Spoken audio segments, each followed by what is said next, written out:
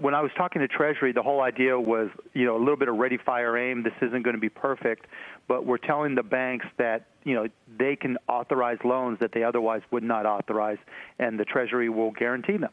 And the idea was that all this would be handled very quickly, if not smoothly. Unfortunately, that's not what has happened. Banks are playing themselves. They're being banks, and they're trying to determine if the credits are good, and that's leading to a lot of small businesses that are left out in the cold. I mean, my Shark Tank company's talking to a lot of them. Banks don't understand the affiliate rules because the affiliate rules have not been clarified by the Treasury.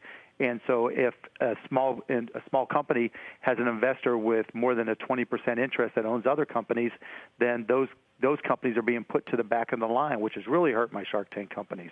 And in those cases, I basically told them, we'll reduce my equity to under 20% just to get you through this. I've had other instances where they said, well, your gross margins aren't good enough. We're uncertain, and I've tried to call the banks and say, no, that's not the point behind the PPP loans. This is not about that. This is a guarantee by the government, and this is supposed to turn into a grant if you retain all your employees. And so, you have banks that have implemented all these hurdles, and that's just not the way it was supposed to be.